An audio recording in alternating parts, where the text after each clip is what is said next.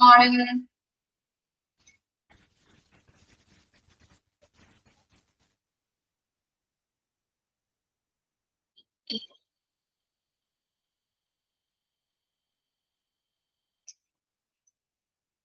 Very good morning, Miss.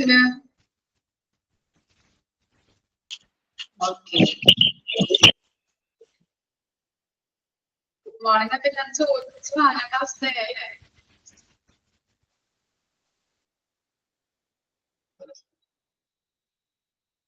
എന്തൊക്കെയുണ്ട് വിശേഷം? സുഖാണോ?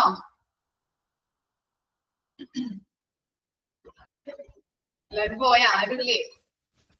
സുഖാണ്. ഇനി നമ്മൾ സ്റ്റാർട്ട് ചെയ്യേണ്ടത് എവിടെ തുടങ്ങിയാണ്? JCI 5th edition തുടങ്ങിയല്ലേ സ്റ്റാർട്ട് ചെയ്യേണ്ടത്? JCI accreditation 8 type of health programs.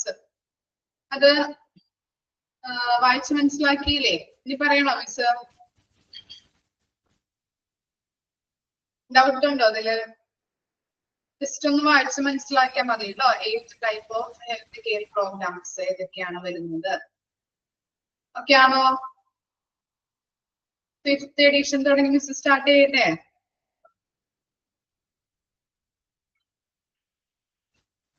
Okay.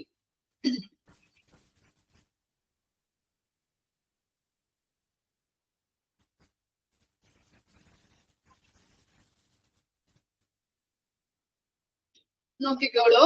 JCT എന്നാണ് അവിടെ കൊടുത്തിരിക്കുന്നത്. ഒന്ന് കറക്റ്റ് ചെയ്തോളൂ കേട്ടോ. JCI 5th edition. Effective from 1st April 2014. അപ്പോ ഈ 5th edition JCIയുടെ 5th edition പ്രാബല്യത്തിൽ വന്നത് എന്നാണ്? 1st April 2014.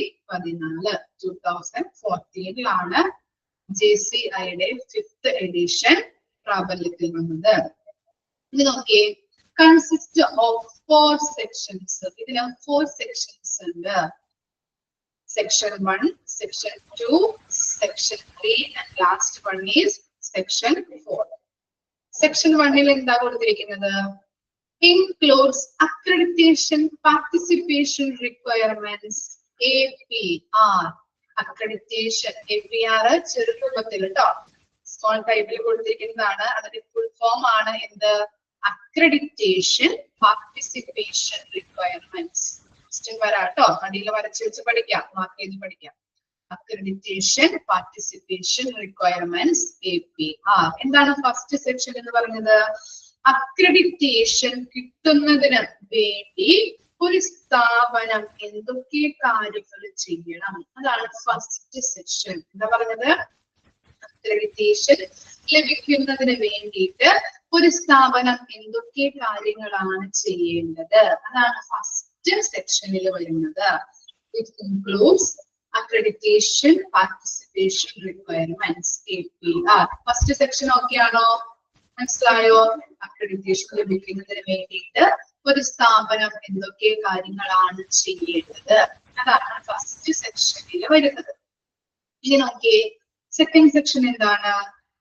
Patient centered standards. Patient centered standards ആണ് സെക്കൻഡ് സെക്ഷനിൽ വരുന്നത്. Patient centered standards എന്താണ്? രോഗി കേന്ദ്രീകൃതമായിട്ടുള്ള, അല്ലെ? സെന്റേർഡ് എന്ന് പറഞ്ഞാല് കേന്ദ്രീകൃതമായ, രോഗി കേന്ദ്രീകൃതമായിട്ടുള്ള മാനദണ്ഡങ്ങൾ. അതാണ് സെക്കൻഡ് സെക്ഷൻ. മനസ്സിലായോ? ഫസ്റ്റ് സെക്ഷനിൽ പറഞ്ഞത് എന്താണ്?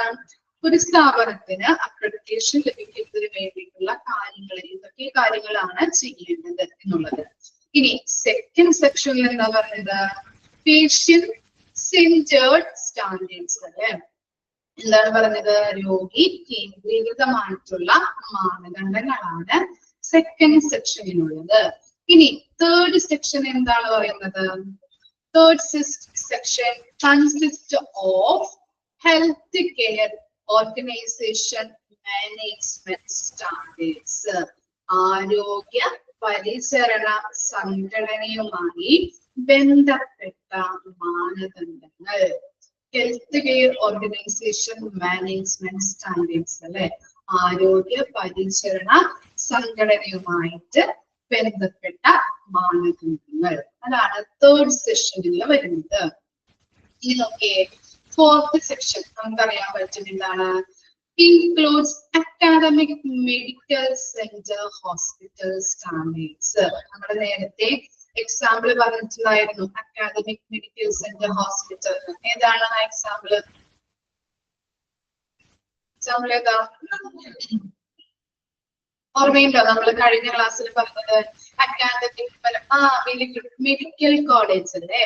അപ്പൊ അക്കാദമിക് മെഡിക്കൽ സെന്റർ ഹോസ്പിറ്റൽ എന്ന് പറഞ്ഞാല് മെഡിക്കൽ കോളേജ് ആണ്. അപ്പൊ മെഡിക്കൽ കോളേജുമായിട്ട് ബന്ധപ്പെട്ട മാനദണ്ഡങ്ങളാണ് ഇവിടെ വരുന്നത്, ഫോർത്ത് സെക്ഷനിൽ വരുന്നത്. ക്ലിയർ ആണോ ഇത്രയും പറഞ്ഞത്? ഓക്കെ ആണോ? ഓക്കെ. ഇനി നിങ്ങൾക്ക് കുറച്ചുകൂടി മനസ്സിലാവാൻ വേണ്ടിയിട്ട് മിസ് പറഞ്ഞു തരാം. എന്താണ്, നിങ്ങളുമായിട്ട് ബന്ധപ്പെട്ട ഒരു എക്സാമ്പിൾ ആയിട്ട് പറഞ്ഞു തരാം കേട്ടോ. നിങ്ങൾക്ക് എത്ര മെയിൻ എക്സാം എത്ര ടൈപ്പിലാ വരുന്നത്? എത്ര മൊഡ്യൂൾസ് ഉണ്ട് മെയിൻ എക്സാം വരുമ്പോ? 4 മൊഡ്യൂൾസ് ആണല്ലേ നിങ്ങൾക്കുള്ളത്. ഈ 4 മൊഡ്യൂൾസിലും എന്താണ്, ചാപ്റ്റേഴ്സിലെ ഫസ്റ്റ് സെക്ഷനില് കുറച്ച് ചാപ്റ്റേഴ്സ് ഉണ്ട്, അതുപോലെ സെക്കൻഡ് സെക്ഷനില് കുറച്ച് ചാപ്റ്റേഴ്സ് ഉണ്ട് അല്ലെ. 4 മൊഡ്യൂൾ ഉണ്ട്. ഈ ഒരു ഫസ്റ്റ് മൊഡ്യൂളിൽ എന്താണ്, കുറച്ച് ചാപ്റ്റേഴ്സ് ഉണ്ട്.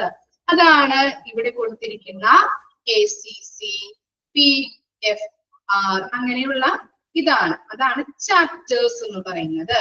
ഓരോ സെക്ഷനും 4 സെക്ഷൻ ഉണ്ട്. അതിൽ കൊടുത്തിരിക്കുന്ന ചാപ്റ്റേഴ്സ് ആണ് ഇവിടെ ഫുൾ ഫോം ആയിട്ടും അതിന്റെ എക്സ്പാൻഡഡ് ഫോമിലും കൊടുത്തിരിക്കുന്നത്. അത്രയും മനസ്സിലായോ? 4 സെക്ഷൻ, അതിനുള്ളിൽ വരുന്ന ചാപ്റ്റേഴ്സ് മനസ്സിലായില്ലേ? ഇനി ആ ചാപ്റ്റേഴ്സിന്റെ ഉള്ളിൽ നിങ്ങൾക്ക് എന്താണ്, കുറച്ച് കാര്യങ്ങൾ പഠിക്കാനില്ലേ? അതാണ് സ്റ്റാൻഡേർഡ്സ് എന്ന് പറയുന്നത്. മനസ്സിലായില്ലേ? ഓരോ ചാപ്റ്റേഴ്സ്. ഇപ്പൊ സെക്ഷൻ 2 നോക്കിയേ, IPSG അതൊരു ചാപ്റ്റർ ആണ്, ACC അതൊരു ചാപ്റ്റർ ആണ്.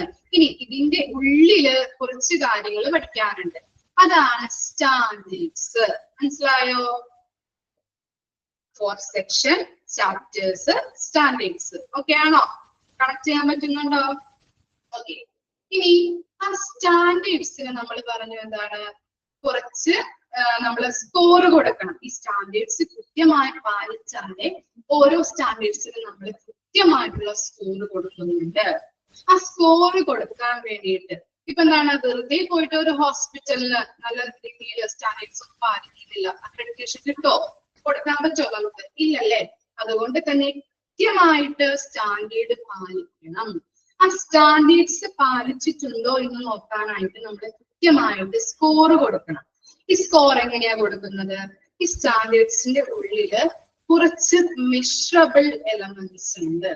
ആ മെഷറബിൾ എലമെന്റ്സ് കറക്റ്റ് ആയിട്ട് അവർ പാലിക്കുന്നുണ്ടോ എന്ന് നോക്കിയിട്ടാണ് ഓരോ സ്റ്റാൻഡേർഡ്സിനും ഇത്ര സ്കോർ വെച്ചിട്ട് കൊടുക്കുന്നത്. ക്ലിയർ ആയോ? മനസ്സിലാവുന്നുണ്ടോ? ഫോർ എക്സാമ്പിൾ പറയാമെന്നുണ്ടെങ്കിൽ എന്താണ്, സേഫ്റ്റിയുമായിട്ട് ബന്ധപ്പെട്ട സ്റ്റാൻഡേർഡ്സ് ആണെങ്കിൽ കുറച്ച് കാര്യങ്ങൾ നോക്കും അല്ലെ. എക്സാമ്പിൾ പറഞ്ഞു തരാം. ഇപ്പൊ എന്താണ്, ആക്സിഡന്റൽ റേറ്റ് എത്രത്തോളം ഉണ്ട്, അതുപോലെ ഇൻസിഡന്റ് റിപ്പോർട്ടുമായിട്ട് ബന്ധപ്പെട്ട കാര്യങ്ങൾ, സേഫ്റ്റിയുമായിട്ട് ബന്ധപ്പെട്ട സ്റ്റാൻഡേർഡ്സിന്റെ ഉള്ളിൽ നമുക്ക് കുറച്ച് മെഷറബിൾ എലമെന്റ്സ് ഉണ്ട്. അതാണ് ഇങ്ങനെ പോയിന്റ് ആയിട്ട് മിസ് പറയുന്നത് കേട്ടോ. എന്താണ്, ആക്സിഡന്റുമായിട്ട് ബന്ധപ്പെട്ട അല്ലെങ്കിൽ എത്ര റേറ്റ്, ആക്സിഡന്റ് റേറ്റ് എത്രത്തോളം വരുന്നുണ്ട്, ഇൻസിഡന്റ് റിപ്പോർട്ടുമായിട്ട് ബന്ധപ്പെട്ട കാര്യങ്ങള്, അതുപോലെ തന്നെ സേഫ്റ്റി പ്രൊസീജിയറുമായിട്ട് ബന്ധപ്പെട്ട കംപ്ലൈന്റ്സ് എത്രത്തോളം വന്നിട്ടുണ്ട്. അങ്ങനെയുള്ള കുറച്ച് മെഷറബിൾ എലമെന്റ്സ് ചെക്ക് ചെയ്യും. അത് ചെക്ക് ചെയ്തതിനു ശേഷമാണ് ആ സേഫ്റ്റിയുമായിട്ട് ബന്ധപ്പെട്ട സ്റ്റാൻഡേർഡ്സിന് എത്ര സ്കോർ എന്ന് പറഞ്ഞിട്ട് നമ്മൾ അവിടെ എഴുതുന്നത്. കിട്ടിയോ? മനസ്സിലായോ? ഓക്കെ ആണോ?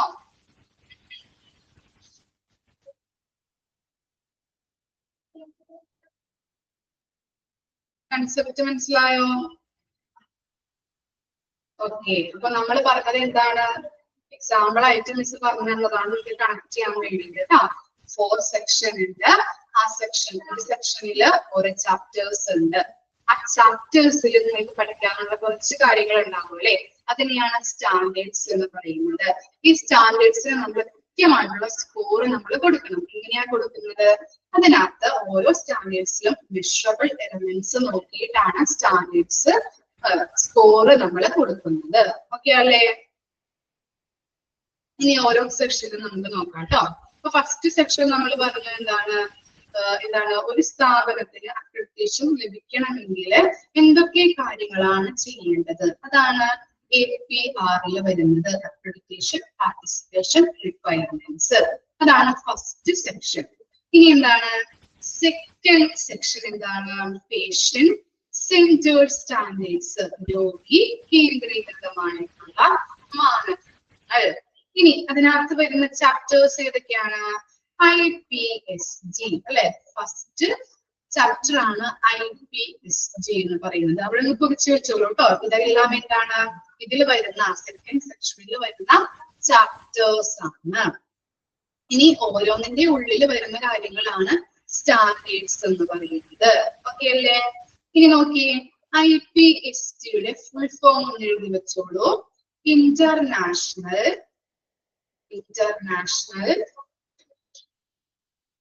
patient safety, international patient safety goal.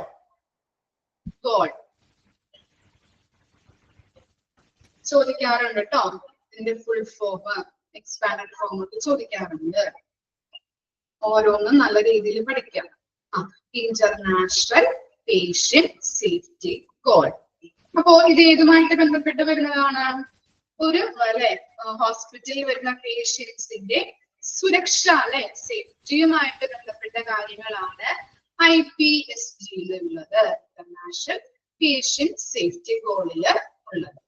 ഇനി ACC അല്ലെ, access to care and continue of care അല്ലെ. എന്താണ്? കെയറിന് വേണ്ടിയിട്ട് ഹോസ്പിറ്റലിൽ വരുന്ന പേഷ്യൻസിന്റെ പരിചരണത്തിന് വേണ്ടിയിട്ടുള്ള പ്രവേശനവും ഇതിന്റെ പിന്തുടർച്ചയും. ഇനി എന്താണ്? PFR patient and family rights. പേഷ്യന്റിന്റെയും അവരുടെ ഫാമിലിയുടെയും അവകാശങ്ങൾ എന്തൊക്കെയാണ്? അതാണ് PFRൽ വരുന്നത്. പിന്നെന്താണ്? AOP assessment of patient. പേഷ്യന്റിന്റെ ഇപ്പൊ അവർക്ക് കൊടുക്കുന്ന മരുന്നിന്റെ കാര്യങ്ങൾ ഉണ്ടാവും. അതുപോലെ അവർക്ക് കൊടുക്കുന്ന ട്രീറ്റ്മെന്റ്, അങ്ങനെയുള്ള വിലയിരുത്തലാണ് APOയിൽ വരുന്നത്. ഓക്കെ ആണോ? ഇനി എന്താണ്? COP കെയർ ഓഫ് പേഷ്യന്റ് ആംബുലൻസറി. നമ്മള് ഒരു പേഷ്യന്റിനെ എടുത്ത് ചികിത്സിക്കണോ, അല്ലെങ്കിൽ എന്താണ് OP അല്ലെ, ഔട്ട് പേഷ്യന്റ്, അല്ലെങ്കിൽ എന്താണ് ഇൻപേഷ്യന്റ്, അങ്ങനെയുള്ള ഇതുമായിട്ട് ബന്ധപ്പെട്ട സ്റ്റാൻഡേർഡ്സ് ആണ് COP വരുന്നത്. ഇത്രയും വരെ ക്ലിയർ ആണോ? ഏതൊക്കെയാണ് നമ്മൾ പറഞ്ഞത്? IPSG ഉണ്ട്, ACC ഉണ്ട്, PFR ഉണ്ട്, അതുപോലെ AOP ഉണ്ട്, COP. മനസ്സിലായോ? ഇത്ര വരെ പറഞ്ഞത് ക്ലിയർ ആണോ? ഇനി നെക്സ്റ്റ് ആണെങ്കിൽ KSC അനസ്തേഷ്യ, അല്ലെങ്കിൽ എന്താണ് അനസ്തേഷ്യ ആൻഡ് സർജിക്കൽ കെയർ അല്ലെ, അതുമായിട്ട് ബന്ധപ്പെട്ട സ്റ്റാൻഡേർഡ്സ്. ഇനി എന്താണ്? MMU ഇമ്പോർട്ടന്റ് ക്വസ്റ്റ്യൻ ആണ് കേട്ടോ. കണ്ടിട്ടുണ്ട്, അടയാളപ്പെടുത്തി വെച്ചോളൂ. MMUന്റെ ഫുൾ ഫോം ചോദിക്കും. എന്താണ്? Medication management and use. കൊടുക്കുന്ന മരുന്നിന്റെ മാനേജ്മെന്റും അതിന്റെ യൂസസുമായിട്ട് ബന്ധപ്പെട്ട സ്റ്റാൻഡേർഡ്സ് ആണ് MMUയിൽ വരുന്നത്. ഇനി നെക്സ്റ്റ് പറയുന്നതും ഇമ്പോർട്ടന്റ് ആണ്. PFE patient and family education. പേഷ്യൻസിനും അവരുടെ ഫാമിലിക്കും കൊടുക്കുന്ന അവയർനെസ് അല്ലെ, രോഗവുമായിട്ട് ബന്ധപ്പെട്ട അല്ലെങ്കിൽ ആരോഗ്യമായിട്ട് ബന്ധപ്പെട്ട അവയർനെസ് നമ്മൾ കൊടുക്കാറുണ്ട്. അങ്ങനെയുള്ള കാര്യങ്ങളാണ്, അങ്ങനെയുള്ളതിനെ കുറിച്ചുള്ള സ്റ്റാൻഡേർഡ്സ് ആണ് PFE വരുന്നത്.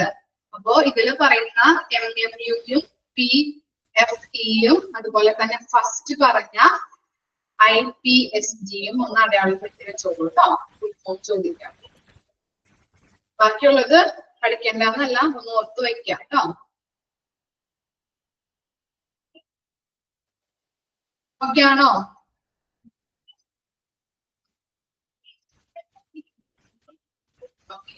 ഇനി എന്താണ് തേർഡ് സെക്ഷനിൽ വരുന്നത് ഏതൊക്കെയാണ്?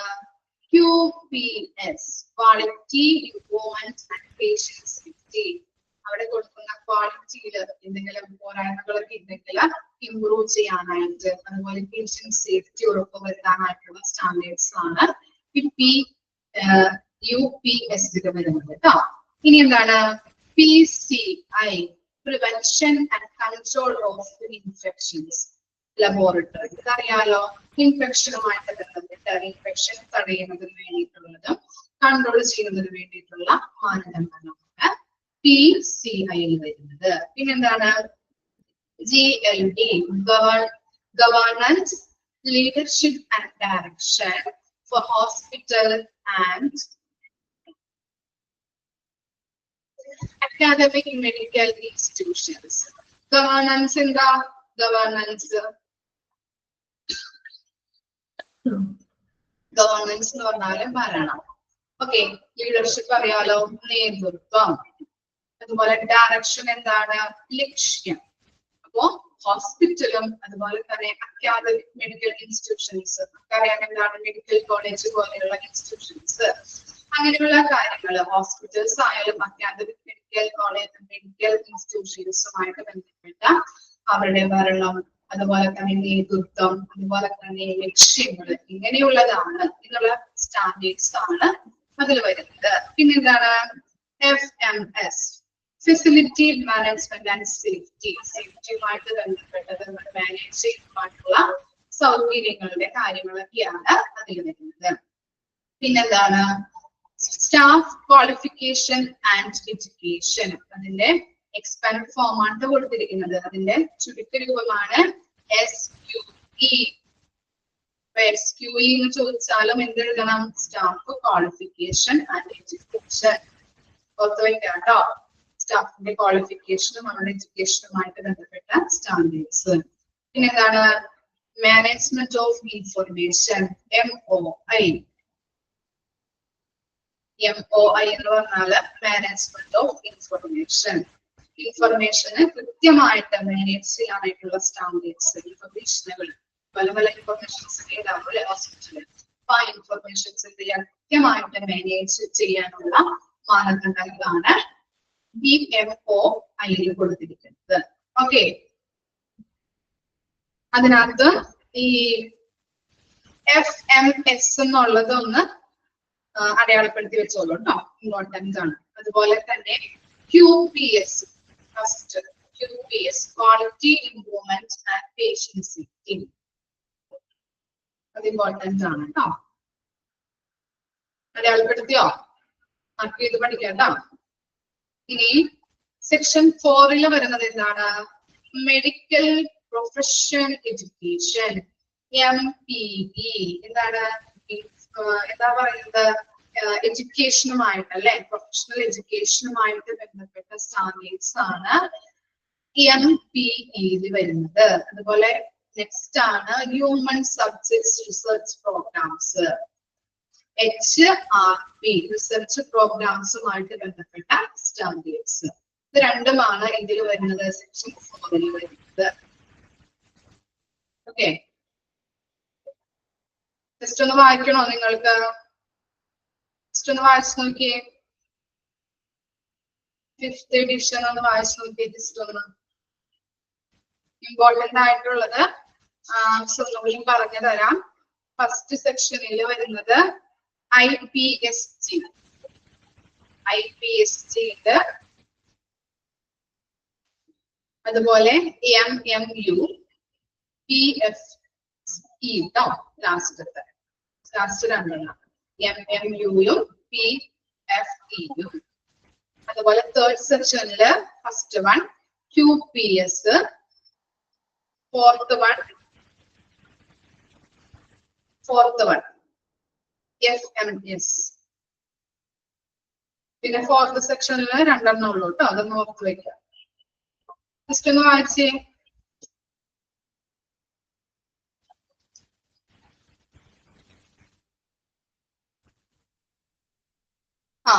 എക്സ്പാൻഷൻ പറഞ്ഞാൽ കേട്ടോ.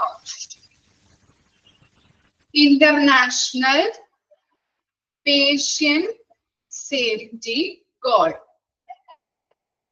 International Patient Safety Goal, IPSG.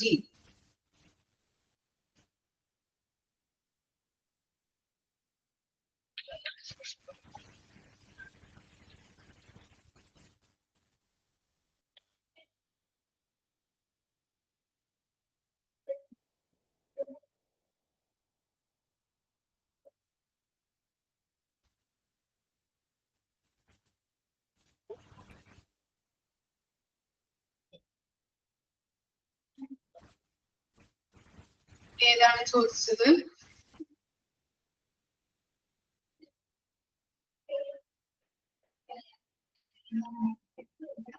APR.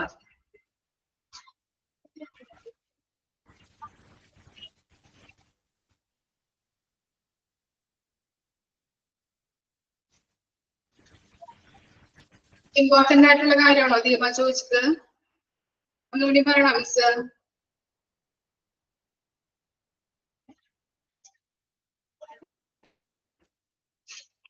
Important ആയിട്ടുള്ളത് APR ഒന്ന് അടിയിലൊന്ന് മാർക്ക് ചെയ്ത് പഠിക്കാം കേട്ടോ. ഫസ്റ്റ് സെക്ഷനിൽ അതിന്റെ ചുരുക്കരൂപമാണ് ലാസ്റ്റ് ആയിട്ട് കൊടുത്തിരിക്കുന്നത് APR. APR എന്ന് പറയുന്നത് അക്രഡിറ്റേഷൻ പാർട്ടിസിപ്പേഷൻ റിക്വയർമെന്റ്സ്. ഓക്കെ, ഇനി സെക്കൻഡ് സെക്ഷനിൽ വരുന്ന ഇമ്പോർട്ടന്റ് ആയിട്ടുള്ള കാര്യം IPSG. IPSG ഉണ്ട്, MMU ഉണ്ട്, അതുപോലെ PFE. ഇനി തേർഡ് സെക്ഷനിൽ വരുന്നത് ഫസ്റ്റ് വൺ QPS ഉണ്ട്, FMS ഉണ്ട്. ഫോർത്ത് വൺ തേർഡ് സെക്ഷനിൽ അടയാളപ്പെടുത്തിയോ? QPS-ഉം FMS-ഉം ഫോർത്ത് വൺ. ലാസ്റ്റ് ഫോർത്ത് സെക്ഷനിൽ രണ്ടെണ്ണം ഉള്ളൂ കേട്ടോ. അതൊന്ന് ഓർത്ത് വെച്ച് നോക്കാം, പഠിക്കാം. ചിലപ്പോ എങ്ങാനും വന്നാല് എഴുതാൻ പറ്റണം. എന്താണ് IPSG-യുടെ ഫുൾ ഫോം ഒന്നും കൂടിയും പറയാം. International patient safety goal.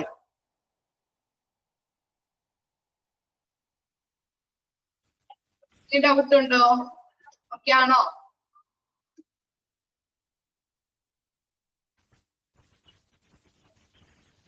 Okay, ഇനി നെക്സ്റ്റ് ടോപ്പിക് നോക്കിയേ. നെക്സ്റ്റ് ടോപ്പിക് എന്താണ്? JCI 5th edition. രണ്ട് പ്രാവശ്യം അവിടെ 5th എഡിഷൻ കൊടുത്തിട്ടുണ്ട്.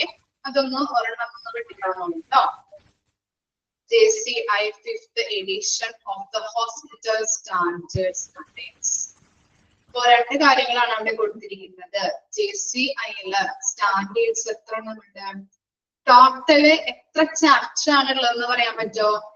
ഈ 4 സെക്ഷനും കൂടിയിട്ട് എത്ര ചാപ്റ്റർ ഉണ്ടാവും JCI 5th എഡിഷനില്? പറയാൻ പറ്റോ? ചാപ്റ്റേഴ്സ് ഏതാ വരുന്നത്? പറഞ്ഞു എന്താണ് സെക്ഷനിലെ എന്തുണ്ട്? ചാപ്റ്റേഴ്സ് ഉണ്ടെന്ന് പറഞ്ഞല്ലേ. എത്ര ചാപ്റ്റേഴ്സ് ഉണ്ട് മൊത്തം? പറയാൻ പറ്റോ? Very good. 16 ചാപ്റ്റേഴ്സ് അല്ലെ? നിങ്ങൾക്ക് എഴുതി നോക്കിയാൽ അറിയാൻ പറ്റും 16 ചാപ്റ്റേഴ്സ് ആണ് ഉള്ളത്. ഓക്കെ, മനസ്സിലായപ്പോ പിടിയിട്ടില്ലേ പറഞ്ഞ കാര്യങ്ങള്?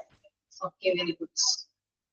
അപ്പൊ മൊത്തം ഈ ചാപ്റ്റേഴ്സ് ഒക്കെ എണ്ണി നോക്കിയാല് നമുക്ക് അറിയാൻ പറ്റും 4 സെക്ഷൻ ആയിട്ട് 16 ചാപ്റ്റേഴ്സ് ഉണ്ട് ഇതിനകത്ത്. ഇനി അതിനകത്ത് വരുന്ന ഈ മൊത്തം സ്റ്റാൻഡേർഡ്സ് 16 ചാപ്റ്റേഴ്സുമായിട്ട് ബന്ധപ്പെട്ട് വരുന്ന സ്റ്റാൻഡേർഡ്സ് ആണ് എത്ര എണ്ണം? 275. ഞാൻ പറഞ്ഞു 4 സെക്ഷൻ, ഓരോ സെക്ഷനിലും ചാപ്റ്റേഴ്സ് പഠിക്കാനുണ്ട്. ആ പഠിക്കുന്നത് ഓരോ ചാപ്റ്റേഴ്സിന്റെ ഉള്ളിൽ പഠിക്കാനുള്ള കാര്യങ്ങളാണ് സ്റ്റാൻഡേർഡ്സ് ആയിട്ട് വരുന്നത്. പിടിയിട്ടില്ലേ? ഇനി ആ സ്റ്റാൻഡേർഡ്സ് 16 ചാപ്റ്റേഴ്സിന്റെ മൊത്തമായിട്ട് വരുന്ന സ്റ്റാൻഡേർഡ്സിന്റെ എണ്ണമാണ് എത്ര? 285. മനസ്സിലായോ? കണക്ഷൻ കിട്ടുന്നുണ്ടോ നിങ്ങൾക്ക്? ഇനി എന്താണ് പറഞ്ഞോ?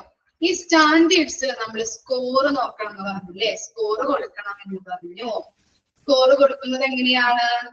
എന്ത് വെച്ചിട്ടാണ് നമ്മൾ സ്കോർ കണക്കാക്കുന്നത്? പറയാൻ പറ്റോ? Very good. മെഷറബിൾ എലമെന്റ്സ് അല്ലേ? ഞാൻ പറഞ്ഞു സേഫ്റ്റിയുമായിട്ട് ബന്ധപ്പെട്ട സ്റ്റാൻഡേർഡ്സ് ആണെങ്കിൽ അതിനകത്ത് ചില ക്രൈറ്റീരിയാസ് അല്ലെങ്കിൽ മെഷറബിൾ എലമെന്റ്സ് ഉണ്ട്. അത് നോക്കിയിട്ടാണ് സ്കോർ, ആ സേഫ്റ്റിയുമായിട്ട് ബന്ധപ്പെട്ട സ്റ്റാൻഡേർഡ്സിന് സ്കോർ നിശ്ചയിക്കുന്നത്. അപ്പോ ഇവിടെ 16 ചാപ്റ്റേഴ്സില് എന്താണ് 285 സ്റ്റാൻഡേർഡ്സ് ഉണ്ട്. ആ സ്റ്റാൻഡേർഡ്സിൽ വരുന്ന മെഷറബിൾ, മൊത്തമായിട്ടുള്ള മെഷറബിൾ എലമെന്റ്സ് ആണ് 1160 എന്ന് പറയുന്നത്. കിട്ടുന്നുണ്ടോ? ഓക്കെ അല്ലേ? അടിയിലൊന്ന് മാർക്ക് ചെയ്ത് പഠിക്കുക കേട്ടോ. JCIയില് 5th എഡിഷനിൽ വരുന്ന സ്റ്റാൻഡേർഡ്സ് എത്രണ്ണമുണ്ട്? 285 ആണ്. അതിനകത്ത് വരുന്ന മൊത്തമായിട്ട് വരുന്ന മെഷറബിൾ എലമെന്റ്സ് ആണ് 1160. ഇനി എന്താണ്? Revision of standards. The standards will be re-examined and published at least every 3 years. Important ആണ് കേട്ടോ. എന്താണ്? നമ്മുടെ സ്റ്റാൻഡേർഡ്സ് നമ്മള് പുനഃപരിശോധന നടത്തണം അല്ലെ? റീ-എക്സാമൈൻ ചെയ്യണം. എത്ര ഇയർ കൂടുമ്പോഴാണ് ചെയ്യുന്നത്? എങ്ങനെയാണ്? എത്ര ഇയേഴ്സ് കൂടുമ്പോഴാണ്? അറ്റ്ലീസ്റ്റ് എവ്രി 3 years, 3 വർഷം കൂടുമ്പോൾ എന്ത് ചെയ്യണം? സ്റ്റാൻഡേർഡ്സ് പരിശോധന നടത്തുകയും അതില് മാറ്റങ്ങൾ വരുത്തുകയും ചെയ്യാറുണ്ട്. മനസ്സിലായില്ലേ? JCIയില് സ്റ്റാൻഡേർഡ്സില് മാറ്റങ്ങൾ വരുത്തുന്നത് അല്ലെങ്കിൽ റീ-എക്സാമൈൻ ചെയ്യുന്നത് എപ്പോഴാണ്? എവ്രി 3 years ആണ്. അറ്റ്ലീസ്റ്റ് എവ്രി 3 years കൂടുമ്പോഴാണ് അത് റീ-എക്സാമൈൻ ചെയ്യുന്നത് അല്ലെങ്കിൽ പുനഃപരിശോധന നടത്തുന്നത്. ഇമ്പോർട്ടന്റ് ആണ് കേട്ടോ. ഇനി അടുത്ത പോർഷനിൽ നാമ പഠിക്കാനുണ്ട്. അതിലും ഈ കാര്യം പറയുന്നുണ്ട് കേട്ടോ. ഈ റീ-എക്സാമൈൻ ചെയ്യുന്നതിന്റെ കാര്യം പറയുന്നുണ്ട്. അപ്പൊ അങ്ങോട്ടും ഇങ്ങോട്ടും മാറിപ്പോകരുത് കേട്ടോ. ഇനി നോക്കിയേ, JCI സർവേ മെത്തഡോളജി. നമുക്ക് എന്താണ്? ഒരു സ്ഥാപനത്തിന് വെറുതെ പോയിട്ട് അക്രഡിറ്റേഷൻ കൊടുക്കാൻ പറ്റില്ല. അതിന് സ്റ്റാൻഡേർഡ്സ് നല്ലപോലെ കൃത്യമായിട്ട് പാലിക്കണം. അങ്ങനെ ആ സ്റ്റാൻഡേർഡ്സ് കൃത്യമായിട്ട് പാലിച്ചിട്ടുണ്ടോ എന്ന് നോക്കുന്നത് ഏത് വ്യക്തിയുടെയാണ്? ഈ സർവേ മെത്തഡോളജി. സർവേ ഉപയോഗിച്ചുകൊണ്ടാണ് നമുക്ക് കൃത്യമായിട്ട് ആ ഹോസ്പിറ്റലിൽ സ്റ്റാൻഡേർഡ് പാലിക്കുന്നുണ്ടോ, അവർക്ക് അക്രഡിറ്റേഷൻ കൊടുക്കാൻ പറ്റുമോ എന്ന് നിശ്ചയിക്കുന്നത്. നോക്കിയേ, survey process become operational. Typical survey team includes a physician, nurse and administrator. അപ്പൊ നമ്മളിപ്പോ നിങ്ങളുടെ വീട്ടിലൊക്കെ സർവേ എടുക്കാനായിട്ട് ആൾക്കാർ വരാറില്ലേ? ഹോസ്പിറ്റലുകളിൽ നിന്നോ അല്ലെങ്കിൽ പഞ്ചായത്തിൽ നിന്നോ ഒക്കെ വരാറുണ്ട് അല്ലെ? അവരെല്ലാവരും ഇപ്പം ഒരു ടീമായിട്ടായിരിക്കും അവർ വരുന്നത്. ഇപ്പൊ 6 members ആണെങ്കിൽ എല്ലാവരും കൂടിയാണോ നമ്മുടെ വീട്ടിലേക്ക് വരുന്നത്? അങ്ങനെയാണ് വരാറ്? എങ്ങനെയാ വരുന്നത്? 6 members ഉണ്ടെങ്കിൽ ചിലപ്പോ 2 പേരായിട്ട് തിരിഞ്ഞ് ഓരോ സെക്ഷനിലോട്ടും പോകും അല്ലെ? അങ്ങനെയല്ലേ ചെയ്യാറ്? അല്ലെങ്കിൽ എല്ലാവരും കൂടി വരുമോ? എങ്ങനെയാ ചെയ്യുന്നത്? സർവേ എടുക്കാൻ വരുന്നത്? സർവേ എടുക്കാൻ വരാറുണ്ടോ ആളുകള്?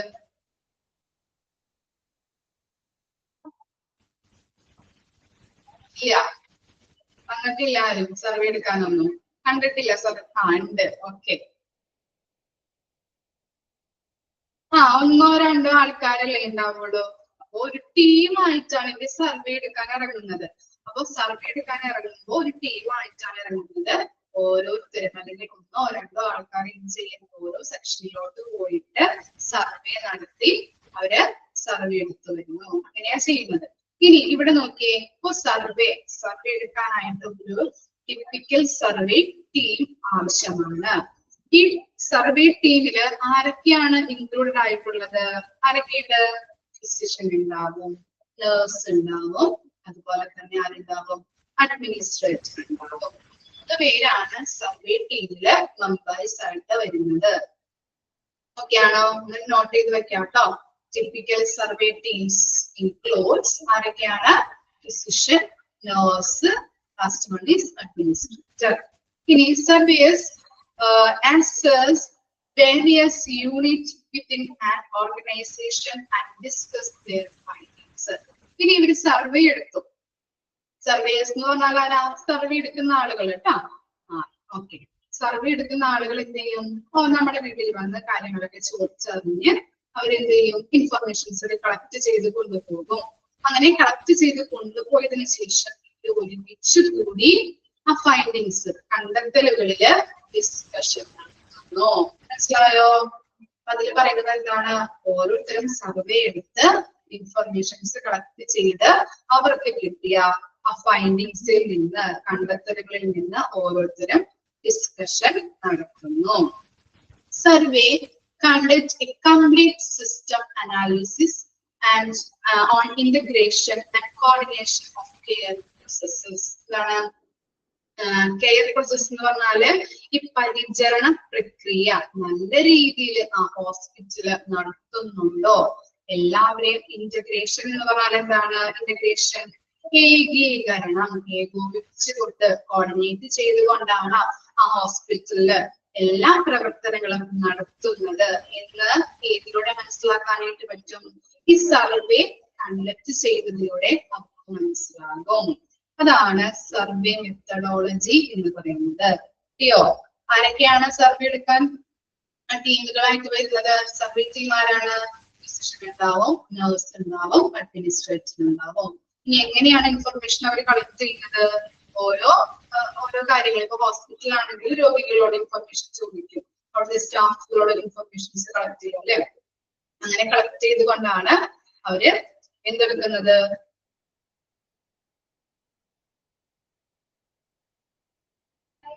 കളക്ട് ചെയ്തുകൊണ്ടാണ് ഇൻഫർമേഷൻസ് അല്ലെ എടുക്കുന്നത്. അതിനുശേഷം എന്ത് ചെയ്യും? ഫൈൻഡിങ്സിലോട്ട് എത്തും. പിന്നെയാണ് ഇത് എല്ലാ കാര്യങ്ങളും ഈ സർവേയിലൂടെയാണ് നല്ല രീതിയിൽ ഏകോപിപ്പിച്ചുകൊണ്ട്. 1 മിനിറ്റ് വായിച്ചു നോക്കിയേ.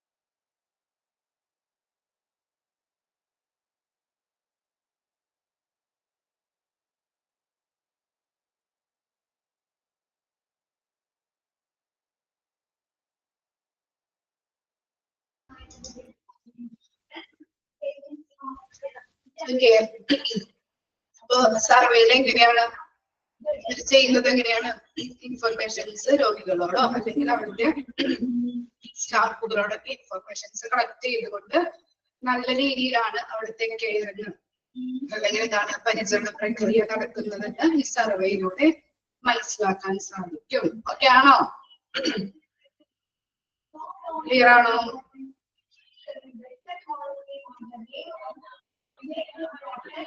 ഇനി എന്താണ് ഈ സർവേ എങ്ങനെയെല്ലാം നടത്താം? അക്രഡിറ്റേഷൻ സർവേ അല്ലെ? സർവേ നമുക്ക് നടത്താൻ പറ്റും. ഫസ്റ്റ് പോയിന്റ് എന്താണ്? Interview with staff and patient and other verbal information. അവിടുത്തെ രോഗികളോടോ അല്ലെങ്കിൽ സ്റ്റാഫിനോടോ ഇന്റർവ്യൂ ചെയ്തിട്ട് നമുക്ക് നടത്താം. അതുപോലെ തന്നെ എന്താണ് വെർബൽ ഇൻഫർമേഷൻ? എന്താണ് മറ്റു രീതിയിൽ വാക്കാലോ നമുക്ക് എന്ത് ചെയ്യാം? ഇൻഫർമേഷൻസ് കളക്ട് ചെയ്തുകൊണ്ട് സർവേ നടത്താൻ പറ്റും. പിന്നെ സെക്കൻഡ് പോയിന്റ് എന്താ? On site observation of patient care process by surveys എന്ന് പറയുന്നത് ഓൺ സൈറ്റ് ഒബ്സർവേഷൻ, നേരിട്ട് കണ്ട് നിരീക്ഷിച്ച് സർവേ നടത്തുന്നു. ആണോ? പിന്നെന്താണ്? Policy, procedures, clinical practice guidelines, and other documents provided by the organization. അവിടെ ഹോസ്പിറ്റലിലെ പോളിസീസ് ഉണ്ടാവും, പ്രൊസീജിയേഴ്സ് ഉണ്ടാവും, ക്ലിനിക്കൽ പ്രാക്ടീസ് ഗൈഡ്ലൈൻസുകൾ ഉണ്ടാവും, അവർ ഡോക്യുമെന്റ്സ് ഒക്കെ ഉണ്ടാവുമല്ലോ. അതൊക്കെ പരിശോധിച്ചുകൊണ്ട് സർവേ നടത്താം. 3 രീതിയിലാണ് അക്രഡിറ്റേഷൻ സർവേ നടത്തുന്നത്. എങ്ങനെയെല്ലാമാണ്? സ്റ്റാഫുകളോട്, പേഷ്യൻസിനോടൊക്കെ ഇന്റർവ്യൂ ചെയ്തിട്ടുണ്ട്, അതുപോലെ വാർത്താനുള്ള ഇൻഫർമേഷൻസ് കളക്ട് ചെയ്തുകൊണ്ട്, പിന്നെന്താണ്? നേരിട്ട് കണ്ട് പരിശോധിച്ച് നിരീക്ഷിച്ച് നമുക്ക് ഇൻഫർമേഷൻസ് കളക്ട് ചെയ്യാം. അതുപോലെ തന്നെ അവിടുത്തെ പല ഡോക്യുമെന്റ്സ് ഉണ്ടാവും, പ്രൊസീജിയേഴ്സ് ഉണ്ടാവും, പോളിസീസ് ഉണ്ടാവും. അങ്ങനെയുള്ള കാര്യങ്ങളിൽ നിന്നൊക്കെ ഇൻഫർമേഷൻസ് കളക്ട് ചെയ്തുകൊണ്ട് നമുക്ക് സർവേ നടത്താം. ഓക്കെ, ഇനി സ്കോറിംഗ് ദ സർവേ റിസൾട്ട്. എങ്ങനെയൊക്കെയാണ് നമ്മൾ പറഞ്ഞു അല്ലെ സ്കോറിംഗ് നടത്തുന്ന രീതികൾ. സ്കോറിംഗ് കൊടുക്കുന്നത് അല്ലെങ്കിൽ എത്ര രീതിയിലാണ് അല്ലെങ്കിൽ ഏത് നമ്പറിലൊക്കെയാണ് സ്കോറിംഗ് കൊടുക്കുക എന്നുള്ളതാണ് കൊടുത്തിരിക്കുന്നത്. നോക്കിയേ, each standards must contain scoring of at least 5th. എന്താണ്? ഓരോ സ്റ്റാൻഡേർഡ്സിനും അല്ലെ അക്രഡിറ്റേഷൻ ലഭിക്കണമെങ്കിൽ കുറഞ്ഞത് ഈച്ച് സ്റ്റാൻഡേർഡ്സിന് അല്ലെ കുറഞ്ഞത് അറ്റ്ലീസ്റ്റ് എത്ര സ്കോർ വേണം? 5 സ്കോറെങ്കിലും വേണം. ഓരോ സ്റ്റാൻഡേർഡ്സിനും കുറഞ്ഞത് അറ്റ്ലീസ്റ്റ് 5th സ്കോറെങ്കിലും ആവശ്യമാണ്. ഇനി എന്താണ്? Each chapter must have A score of at least 8. എന്താണ്? ചാപ്റ്റേഴ്സിന്, ഓരോ ചാപ്റ്റേഴ്സിനും അറ്റ്ലീസ്റ്റ് എത്ര സ്കോർ വേണം അക്രഡിറ്റേഷൻ കിട്ടാനായിട്ട്? അറ്റ്ലീസ്റ്റ് 8 സ്കോർ വേണം. പിന്നെന്താണ്? All standards must together average for at least 9. അല്ലെ, എല്ലാ സ്റ്റാൻഡേർഡ്സിനും മൊത്തമായിട്ട് അതിന്റെ ആവറേജ് എടുക്കുമ്പോൾ എത്ര സ്കോർ ആണ് ആവശ്യമായിട്ട് വരുന്നത്? അറ്റ്ലീസ്റ്റ് 9. ഇനി എന്താണ്? All measurable elements are averaged to obtain the score for standards. All measurable elements നമ്മൾ പറഞ്ഞു, സ്റ്റാൻഡേർഡ്സിൽ നമ്മൾ സ്കോർ കൊടുക്കുമ്പോൾ മെഷറബിൾ എലമെന്റ്സ് നോക്കിയിട്ടാണ് സ്കോർ കൊടുക്കുന്നത്. അപ്പൊ എല്ലാ മെഷറബിൾ എലമെന്റ്സും അതിനകത്ത് ആവറേജ് എടുക്കുമ്പോൾ എത്ര സ്കോർ ആണ് വേണ്ടത്? സ്കോർ എത്രയാണ് വേണ്ടത്? ഇവിടെ പറഞ്ഞിരിക്കുന്നത് എന്താണ്? എല്ലാ മെഷറബിൾ എലമെന്റ്സിന്റെയും ആവറേജ് എടുത്തിട്ടുണ്ടെങ്കിൽ അതിന്റെ സ്റ്റാൻഡേർഡിന്റെ സ്കോർ കിട്ടും എന്നാണ് പറഞ്ഞിരിക്കുന്നത്. എല്ലാ മെഷറബിൾ എലമെന്റ്സിന്റെ ആവറേജ് മനസ്സിലായോ? മെഷറബിൾ എലമെന്റ്സിന്റെ ആവറേജ് എടുക്കുമ്പോൾ സ്റ്റാൻഡേർഡ്സിന്റെ സ്കോർ ഇവിടെ ലഭിക്കുന്നു. ജസ്റ്റ് ഒന്ന് അറിഞ്ഞിരുന്നാൽ മതി കേട്ടോ. അത് ക്വസ്റ്റ്യനൊന്നും വരില്ല. സ്കോറിംഗ് കൊടുക്കേണ്ട രീതികളാണ് ഇവിടെ കൊടുത്തിരിക്കുന്നത്. ജസ്റ്റ് ഒന്ന് അറിഞ്ഞിരുന്നാൽ മതി. ഇവിടെ എന്താ പറഞ്ഞത്? ഈച്ച് സ്റ്റാൻഡേർഡ്സിന് അറ്റ്ലീസ്റ്റ് എത്ര സ്കോർ വേണം? 5th സ്കോർ 5 വേണം. അതുപോലെ തന്നെ ഓൾ ചാപ്റ്റേഴ്സിന് 8 സ്കോർ വേണം. എല്ലാ സ്റ്റാൻഡേർഡ്സിനും കൂടി ആവറേജ് എടുക്കുമ്പോൾ എത്രയാണ് വേണ്ടത്? 9. അതുപോലെ തന്നെ മെഷറബിൾ എലമെന്റ്സിന്റെ ആവറേജ് കിട്ടണമെങ്കിൽ എന്താണ്? ഓൾ സ്റ്റാൻഡേർഡ്സിന്റെ എന്താണ് മെഷറബിൾ എലമെന്റ്സിന്റെ ആവറേജ് എടുത്താല് ടോട്ടൽ ആയിട്ട് സ്റ്റാൻഡേർഡ്സിന്റെ ആ സ്കോർ നമുക്ക് അവിടെ കിട്ടുന്നു. മനസ്സിലായില്ലേ? ജസ്റ്റ് ഒന്ന് അറിഞ്ഞിരുന്നാൽ മതി കേട്ടോ. ഇനി scoring survey result. Each measurable element ME കേട്ടോ, ചുരുക്ക രൂപമാണ് ഇവിടെ കൊടുത്തിരിക്കുന്നത്. മെഷറബിൾ എലമെന്റ്സിന് പറയുന്നത് ME എന്നാണ്. ഈസ് സ്കോർഡ് എന്താണ്? എല്ലാ രീതിയിലും അല്ലെങ്കിൽ മെഷറബിൾ എലമെന്റ്സ് കൃത്യമായിട്ട് പാലിച്ചിട്ടുണ്ടെങ്കിൽ എത്ര സ്കോർ കൊടുക്കും? 10 സ്കോർ കൊടുക്കും. ഇനി പാർഷ്യലി ആണെങ്കിലോ 5th സ്കോർ കൊടുക്കും. ഇനി ഒന്നും പാലിച്ചിട്ടില്ലെങ്കിലോ 0 അവിടെ സ്കോർ ചെയ്യും. ഓക്കെ, ഇനി എന്താണ്? All standards are averaged to obtain the score of the chapters.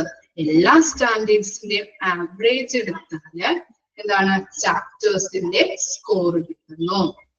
എല്ലാ സ്റ്റാൻഡേർഡ്സും നമ്മൾ പഠിച്ചത് എന്താണ്? ചാപ്റ്റേഴ്സ് അല്ലെ, ചാപ്റ്റേഴ്സിന്റെ ഉള്ളിൽ പഠിക്കാനുള്ള കാര്യങ്ങളാണ് സ്റ്റാൻഡേർഡ്സ് എന്ന് പറയുന്നത്. അപ്പൊ ആ സ്റ്റാൻഡേർഡ്സിന്റെ എല്ലാ സ്റ്റാൻഡേർഡ്സിന്റെയും ആവറേജ് എടുത്താല് ചാപ്റ്ററിന്റെ സ്കോർ കിട്ടുന്നു നമുക്ക്. മനസ്സിലായോ? ഇനി എന്താണ്?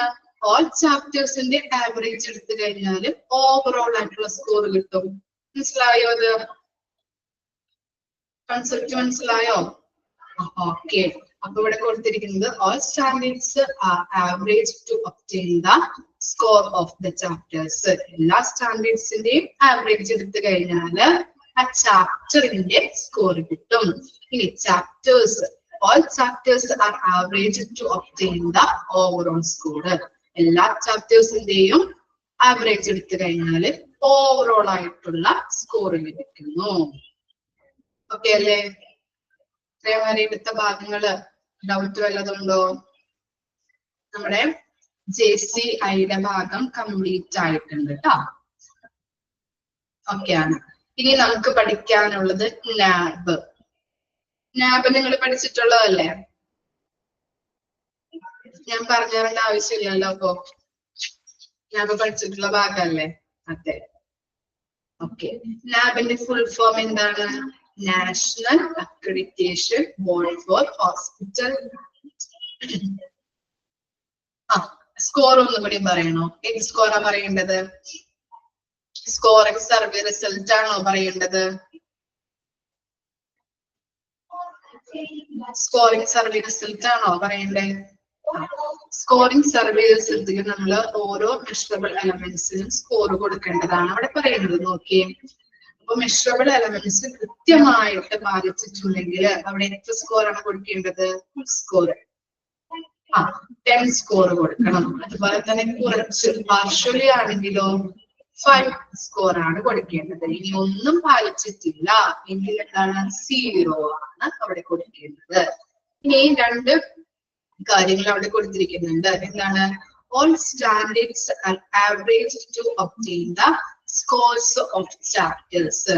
ഇതാണ് എല്ലാ സ്റ്റാൻഡേർഡ്സിന്റെയും ആവറേജ് എടുത്തു കഴിഞ്ഞാൽ നിങ്ങൾ താഴ്ത്തുന്ന ഞാൻ പറഞ്ഞിരിക്കുന്ന കാര്യങ്ങൾ താഴ്ത്തുന്ന മുകളിലേക്ക് ഒന്ന് ചിന്തിച്ചാൽ മതി. എന്താണ്? 4 സെക്ഷൻ ഉണ്ട്. അതിന്റെ ഉള്ളിൽ എന്താണ്? ഓരോ ചാപ്റ്റേഴ്സ് ഉണ്ട്. ആ ചാപ്റ്റേഴ്സിന്റെ ഉള്ളിൽ എന്താണ്? സ്റ്റാൻഡേർഡ്സ് ഉണ്ട്.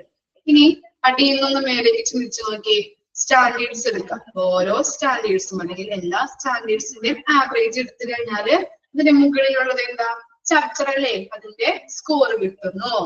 കണക്ട് കിട്ടുന്നുണ്ടോ? കണക്ഷൻ കിട്ടുന്നുണ്ടോ? മനസ്സിലായോ? ഫസ്റ്റ് പോയിന്റ്, ഓരോ സ്റ്റാൻഡേർഡ്സിന്റെയും ആവറേജ് എടുത്തു കഴിഞ്ഞാല് ചാപ്റ്ററിന്റെ ഓവറോൾ ആയിട്ടുള്ള അല്ലെങ്കിൽ ചാപ്റ്ററിന്റെ സ്കോർ കിട്ടുന്നു. ഇനി എന്താണ്? എല്ലാ ചാപ്റ്റേഴ്സിന്റെയും കൂടി ആവറേജ് എടുത്തു കഴിഞ്ഞാല് മൊത്തത്തിലുള്ള സ്കോർ കിട്ടുന്നു. ഓവറോൾ ആയിട്ടുള്ള സ്കോർ ലഭിക്കുന്നു. മനസ്സിലായോ? ഡൗട്ട് ഉണ്ടോ?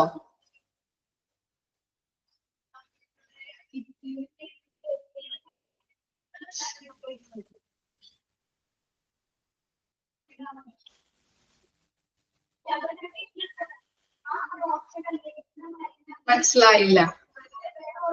എന്താണ് ഞാൻ പറഞ്ഞ? എന്താണ്? 4 സെക്ഷൻ ഉണ്ട് അല്ലെ? 5th എഡിഷനിൽ 4 സെക്ഷൻ ഉണ്ട്. 1, 2, 3, 4. അത് മനസ്സിലായില്ലേ? ഇനി ഓരോ 4 സെക്ഷനിലും എന്താണ് ഓരോ ചാപ്റ്റേഴ്സ് ഉണ്ടെന്ന് പറഞ്ഞില്ലേ? അത് ക്ലിയർ ആണോ? കണ്ടോ? ഇവിടെ കണ്ടോ? ഓരോ സെക്ഷനിലും എന്താണ്? ചാപ്റ്റേഴ്സ്. ഈ PIBSG ACC അതെന്ന് പറയുന്നത് എന്താണ്? ഓരോ സെക്ഷന്റെയും ചാപ്റ്റേഴ്സ് ആണ്. മനസ്സിലാവുന്നുണ്ടോ? എക്സാമ്പിൾ പറഞ്ഞത് മനസ്സിലായില്ലേ? നിങ്ങൾക്ക് എന്താണ്? മെയിൻ എക്സാം എത്ര ഉണ്ട്? 4 സെക്ഷൻ ഉണ്ടല്ലേ? ആ 4 സെക്ഷനിലും എന്താണ്? സെക്ഷൻ 1 കുറച്ച് ചാപ്റ്റേഴ്സ് ഉണ്ട്. അതിനകത്ത് കുറച്ച് കാര്യങ്ങൾ, ഓരോ ചാപ്റ്ററിലും കുറച്ച് കാര്യങ്ങൾ നമുക്ക് പഠിക്കാനില്ലേ? അതാണ് സ്റ്റാൻഡേർഡ്സ് എന്ന് പറയുന്നത്. അതുപോലെ തന്നെ ഇവിടെയും എന്താണ്? 4 സെക്ഷനുകൾ ഉണ്ട്. ആ 4 സെക്ഷനുകളിലും കുറച്ച് ചാപ്റ്റേഴ്സ് ഉണ്ട്. ACC, PFR, AOP ഇങ്ങനെ പറയുന്ന കാര്യങ്ങൾ എന്താണ്? ഈ സെക്ഷൻ 2 വരുന്ന ചാപ്റ്റേഴ്സ് ആണ്. ഇത്രയും ഭാഗം മനസ്സിലായോ?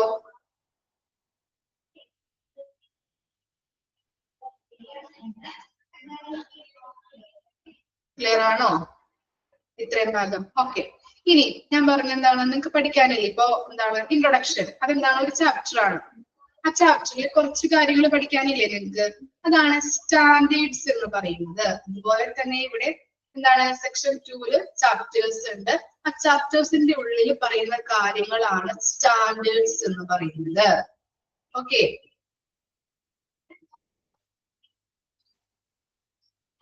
ഈ സ്റ്റാൻഡേർഡ്സിന് നമ്മൾ എന്ത് ചെയ്യണം, സ്കോർ കൊടുക്കണം. സ്കോർ എങ്ങനെയാ കൊടുക്കുന്നത്, അതിനകത്ത് മെഷറബിൾ എലമെന്റ്സ് കറക്റ്റ് ആയിട്ട് പാലിച്ചിട്ടുണ്ടോ എന്ന് നോക്കിയിട്ടാണ് ഈ സ്റ്റാൻഡേർഡ്സിന് സ്കോർ കൊടുക്കുന്നത്. ഫോർ എക്സാമ്പിൾ ആയിട്ട് പറയാന്നുണ്ടെങ്കിൽ സേഫ്റ്റിയുമായിട്ട് ബന്ധപ്പെട്ട സ്റ്റാൻഡേർഡ്സ് ഉണ്ട്. ആ സ്റ്റാൻഡേർഡ്സിന് കുറച്ച് മെഷറബിൾ എലമെന്റ്സ് ഉണ്ട്. അപ്പൊ സേഫ്റ്റിയുമായിട്ട് ബന്ധപ്പെട്ട സ്റ്റാൻഡേർഡ്സിന് നമ്മൾ സ്കോർ കൊടുക്കണം എന്നുണ്ടെങ്കിൽ ആ മെഷറബിൾ എലമെന്റ്സ് കൃത്യമായിട്ട് പാലിച്ചിരിക്കണം.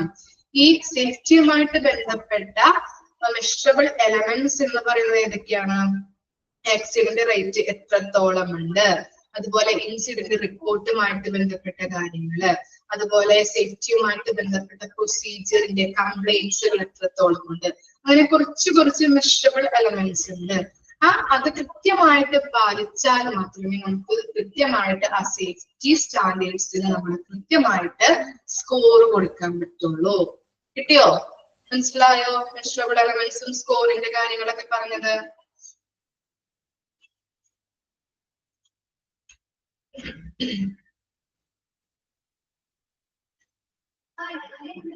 ഓക്കെ ആണോ? ഓക്കെ. അപ്പോ ഇനി ഈ രണ്ട് പറഞ്ഞ കാര്യങ്ങൾ നോക്കിയേ. All standards are averaged to obtain the score of the chapters. ഇനി നിങ്ങൾ താഴ്ത്തുന്ന മുകളിലോട്ട് ചിന്തിച്ചു നോക്കിയേ. 4 സെക്ഷൻ ഉണ്ട്, അതിനകത്ത് ഓരോ സെക്ഷനിലും ചാപ്റ്റേഴ്സ് ഉണ്ട്. ആ ചാപ്റ്റേഴ്സിൽ വരുന്ന കുറച്ച് പഠിക്കാനുള്ള കാര്യങ്ങളാണ് സ്റ്റാൻഡേർഡ്സ്. ഇത്രയും കിട്ടിയില്ലേ? ഇനി ഈ സ്റ്റാൻഡേർഡ്സിന്റെ ഒക്കെ ആവറേജ് എടുത്തു കഴിഞ്ഞാല് ചാപ്റ്ററുടെ സ്കോർ നമുക്ക് കിട്ടുന്നു.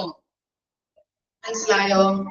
സ്റ്റാൻഡേർഡ്സിന്റെ ആവറേജ് എടുത്ത് എല്ലാ സ്റ്റാൻഡേർഡ്സിന്റെയും ആവറേജ് എടുത്തു കഴിഞ്ഞാല് ചാപ്റ്റേഴ്സിന്റെ സ്കോർ ലഭിക്കുന്നു. മനസ്സിലായോ?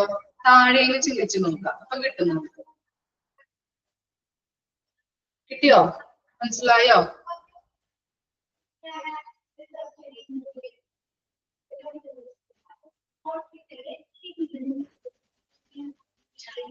ഇല്ല, മനസ്സിലായില്ല. സെക്ഷൻ 4 സെക്ഷൻ, അതിനകത്ത് ഒരെണ്ണത്തിൽ എന്താണ് ചാപ്റ്റർ ഉണ്ട്, കുറച്ച് ചാപ്റ്റേഴ്സ് ഉണ്ട്. ഈ ആ ചാപ്റ്റേഴ്സിന്റെ ഉള്ളിൽ പഠിക്കാനുള്ള കാര്യങ്ങളാണ് സ്റ്റാൻഡേർഡ്സ്. ഇത്ര വരെ മനസ്സിലാക്കാം.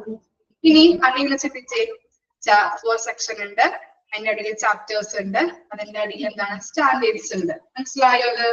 ആ സ്റ്റാൻഡേർഡ്സിന്റെ ആവറേജ് എടുത്തു കഴിഞ്ഞാല് ചാപ്റ്ററിന്റെ മൊത്തത്തിലുള്ള അല്ലെങ്കിൽ എന്താണ് ചാപ്റ്ററിന്റെ സ്കോർ നമുക്ക് കിട്ടുന്നു. മനസ്സിലായോ? ഇനി ഓവറോൾ ആയിട്ടുള്ള എല്ലാ ചാപ്റ്റേഴ്സിന്റെയും ആവറേജ് എടുത്തു കഴിഞ്ഞാല് ഓവറോൾ സ്കോർ നമുക്ക് ലഭിക്കുന്നു. ഓക്കെ ആണോ?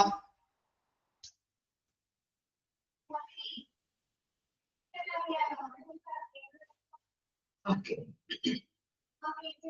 ഇനി നെക്സ്റ്റ് ആണ് നാബ്. നാബ് നോക്കിയേ. നാബിന്റെ ഫുൾ ഫോം എന്താണ്? National accreditation board for hospital and health care providers. Important ആണ് കേട്ടോ, നാബിന്റെ ഫുൾ ഫോം ഒക്കെ ചോദിക്കാം. ഇനി the NAB standards are reformed every 4 years. അല്ലെ? നമുക്ക് കണക്ട് ചെയ്ത് പഠിക്കാം. JCIയിൽ എങ്ങനെയാണ് റിഫോം ചെയ്യുന്നത്? എത്ര ഇയർ കൂടുമ്പോഴാണ്? വെരി ഗുഡ്, 3 ഇയർ അല്ലെ? ഇവിടെ നാബിൽ എത്ര ഇയർ കൂടുമ്പോഴാണ്? നാബിലോ 4 ഇയർ കൂടുമ്പോ. ഇനി എന്താണ്? Now the hospital implements 5th edition standards April 2020. ഇപ്പോ നിലവില് നടപ്പിലാക്കിയിട്ടുള്ള സ്റ്റാൻഡേർഡ്സ് ആണ് 5th എഡിഷൻ ഏപ്രിൽ 2020. മനസ്സിലായോ? നൗ എന്ന് പറഞ്ഞാൽ എന്താണ്? ഇപ്പോ നടപ്പിലാക്കി സ്റ്റാൻഡേർഡ്സ് ആണ് എന്താണ് 5th എഡിഷൻ 2020 എന്ന് പറയുന്നത്. എന്താണ്?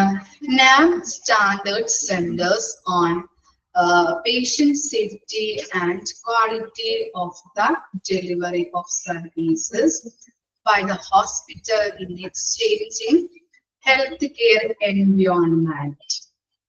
എന്താ പറയുന്നത്? നാബ് കേന്ദ്രീകരിച്ചിട്ടുള്ള, നാബിന്റെ സ്റ്റാൻഡേർഡ്സ് കേന്ദ്രീകരിച്ചിട്ടുള്ളത് ഏതിലൊക്കെയാണ്? Patient safety and quality of the delivery services. 1 minute കേട്ടോ, മിസ്സിൽ വെള്ളം കുടിക്കട്ടെ. ജസ്റ്റ് ഒന്ന് വായിച്ചു നോക്കിയേ.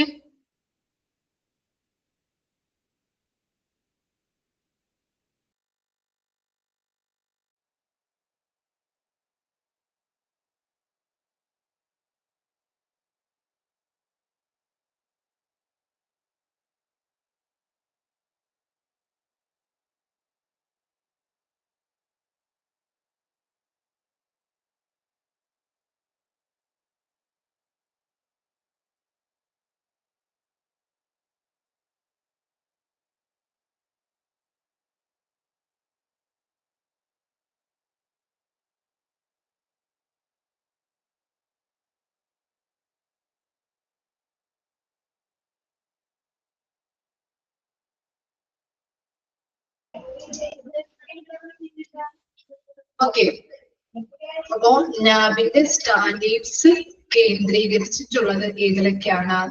പേഷ്യന്റ് സേഫ്റ്റിയും quality care of delivery service, അവിടെ കൊടുക്കുന്ന നല്ല രീതിയിലുള്ള സർവീസിലും അതുപോലെ തന്നെ പേഷ്യന്റ് സേഫ്റ്റിയിലുമാണ് നാബിന്റെ സ്റ്റാൻഡേർഡ്സ് കേന്ദ്രീകരിച്ചിട്ടുള്ളത്.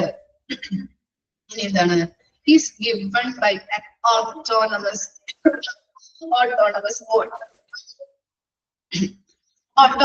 body. എന്താണ് ഓട്ടോണമസ്? ഓട്ടോണമസ് എന്താ?